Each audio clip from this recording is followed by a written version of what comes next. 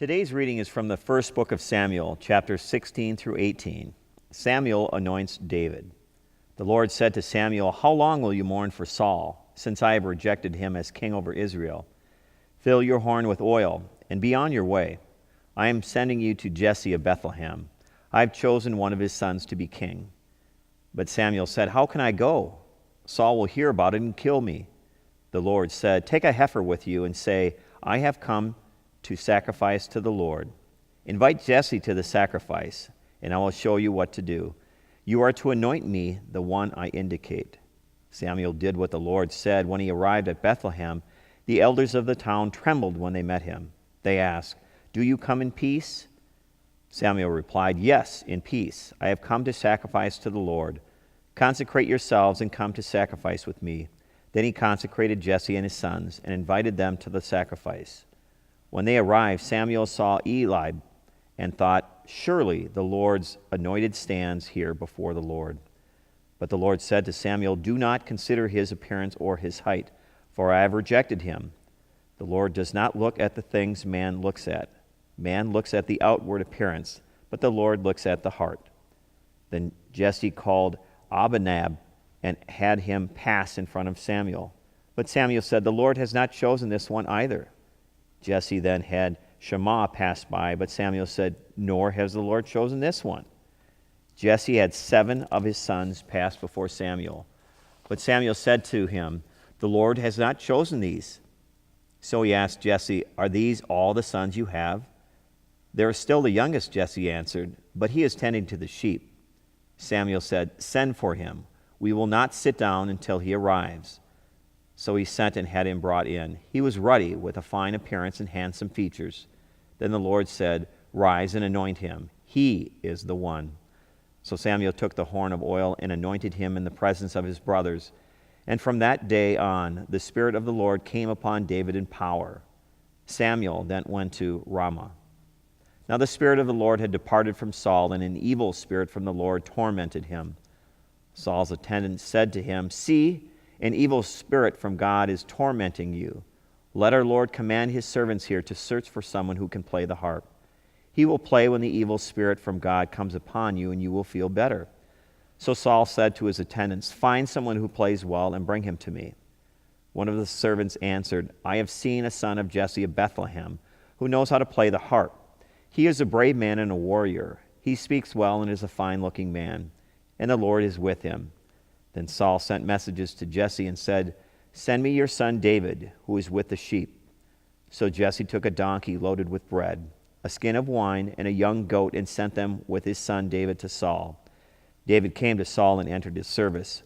Saul liked him very much, and David became one of his armor-bearers. Then Saul sent word to Jesse, saying, "Allow David to remain in my service, for I am pleased with him."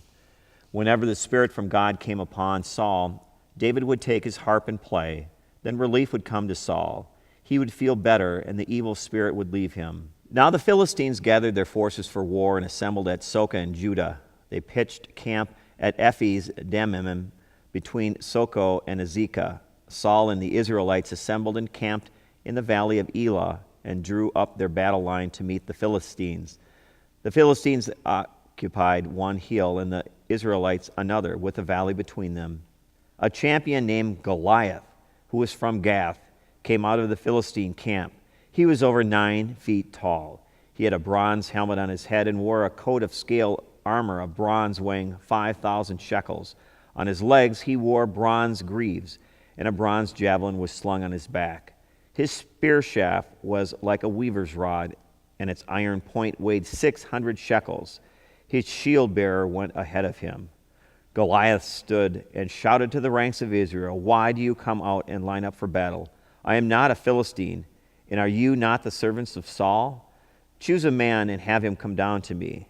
If he is able to fight and kill me, we will become your subjects. But if I overcome him and kill him, you will become our subjects and service." Then the Philistines said, "This day I defy the ranks of Israel.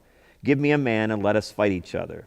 On hearing the Philistines' words, Saul and the Israelites were dismayed and terrified. Now David was the son of Ephrathite named Jesse, who was from Bethlehem in Judah. Jesse had 8 sons, and in Saul's time he was old and well advanced in years. Jesse's 3 older sons had followed Saul to the war. The firstborn was Eliab, the second Abinadab, and the third Shammah. David was the youngest, and 3 oldest followed by Saul. But David went back and forth from Saul to tend his father's sheep at Bethlehem. For 40 days the Philistines came forward every morning and evening and took his stand. Now Jesse said to his son, "Take this ephah of roasted grain and these 10 loaves of bread for your brothers and hurry to their camp. Take along these 10 cheeses to the commander of their unit. See how your brothers are and bring back some assurance from them." There was Saul and all the men of Israel in the valley of Elah fighting against the Philistines. Early in the morning, David left his flock with a shepherd, loaded up and set out as Jesse had directed. He reached the camp as the army was going out to its battle positions, shouting the war cry. Israel and the Philistines were drawing up their lines, facing each other. David left his things with the keeper of supplies and ran to the battle lines and greeted his brothers. As he was talking with them, Goliath, the Philistine champion from Gath, stepped out from his lines and shouted his usual defiance, and David heard it. When the Israelites saw the man, they all ran from him in great fear. Now the Israelites had been saying, "Do you see how this man keeps coming out? He comes out to defy Israel. The king will give great wealth to the man who kills him. He will also give him his daughter in marriage and will exempt his father's family from taxes in Israel." David asked the men standing near him, "What will be done for the man who kills this Philistine and removes this disgrace from Israel? Who is this uncircumcised Philistine that he should defy the armies of the living God?" They repeated to him what they had been saying and told him, "This is what will be done for the man who kills him." When Eliab, David's oldest brother, heard him speaking with the men, he burned with anger at him and asked, "Why have you come down here? And with whom did you leave those few sheep in the desert? I know how conceited you are and how wicked your heart is. You came down only to watch the battle." "Now what have I done?" said David. "Can't I even speak?" He turned away to someone else and brought up the same matter, and the men answered him as before. What David said was overheard and reported to Saul, and Saul sent for him. David said to Saul, "Let no one lose heart on account of this Philistine. Your servant will go and fight him." Saul replied, "You are not able to go out against this Philistine and fight him. You are only a boy, and he has been fighting a man from his youth." But David said to Saul, "Your servant has been keeping his father's sheep. When a lion or bear came and carried off a sheep from the flock, I went after it, struck it, and rescued the sheep from its mouth. When it turned on me, I seized it by its hair, struck it, and killed it. Your servant has killed both the lion and the bear. This uncircumcised Philistine will be like one of them, because he has defied the armies of the living God. The Lord who delivered me from the paw of the lion and the paw of the bear will deliver me from the hand of this Philistine." Saul said to David, "Go, and the Lord be with you." Then Saul dressed David in his own tunic. He put a coat of armor on him and a bronze helmet on his head. David fastened on his sword over the tunic, and he tried walking around because he was not used to them. "I cannot go in these," he said to Saul, "because I am not used to them." So he took them off. Then he took his staff in his hand, chose 5 smooth stones from the stream, and put them in the pouch of his shepherd's bag, and with his sling in his hand approached the Philistine. Meanwhile, the Philistine, with his shield bearer in front of him, kept coming closer to David. He looked David over and saw that he was only a boy, ruddy and handsome, and he despised him. He said to David, "Am I a dog that you come at me with sticks?" And the Philistine cursed David by his gods. "Come here," he said, "and I'll give your flesh to the birds of the air and the beasts of the field." David said to the Philistine, "You come against me with sword and spear and javelin, but I have come against you in the name of the Lord Almighty, the God of the armies of Israel, whom you have defied. This day the Lord will hand you over to me, and I'll strike you down and cut off your head. Today I will give the carcass of the Philistine army to the birds of the air and the beasts of the earth, and the whole world will know that there is a God in Israel. And all those gathered here will know that it is not by sword or spear that the Lord saves, for the battle is the Lord's, and he will give all of you into our hands." As the Philistine moved closer to attack him, David ran quickly towards the battle line to meet him. Reaching into his bag and taking out a stone, he slung it and struck the Philistine on the forehead. The stone sank into his forehead, and he fell face down on the earth. So David triumphed over the Philistines with a sling and a stone. Without a sword in his hand, he struck down the Philistine and killed him. David ran and stood over him. He took hold of the Philistine's sword and drew it from the scabbard. After he killed him, he cut off his head with the sword. When the Philistines saw that their hero was dead, they turned and ran. Then the men of Israel and Judah surged forward with a shout and pursued the Philistines to the entrance of Gath and to the gates of Ekron. Their dead were strewn along the Shiraim road to Gath and Ekron. When the Israelites returned from chasing the Philistines, they plundered their camp. David took the Philistines' head and brought it to Jerusalem, and he put the Philistines' weapons into his own tent.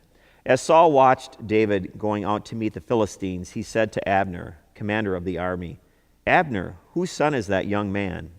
Abner replied, "As surely as you live, O king, I don't know." The king said, "Find out whose son this young man is."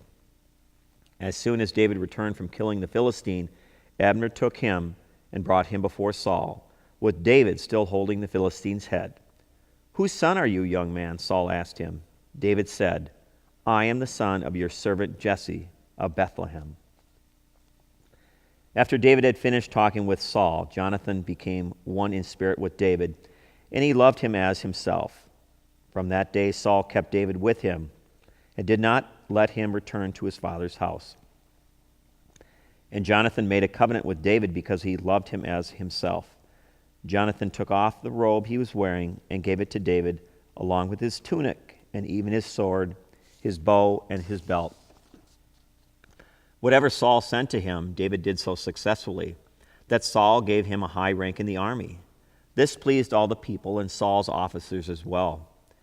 When the men were returning home after David had killed the Philistine, the women came out from all the towns of Israel to meet King Saul with singing and dancing, with joyful songs and with tambourines and lutes.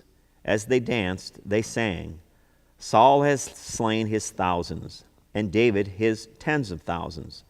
Saul was very angry. This refrain galled him. They have credited David with tens of thousands, he thought, but me with only thousands. What more can he get but the kingdom? And from that time on, Saul kept a jealous eye on David. The next day, an evil spirit from God came forcefully upon Saul. He was prophesying in his house while David was playing the harp, as he usually did.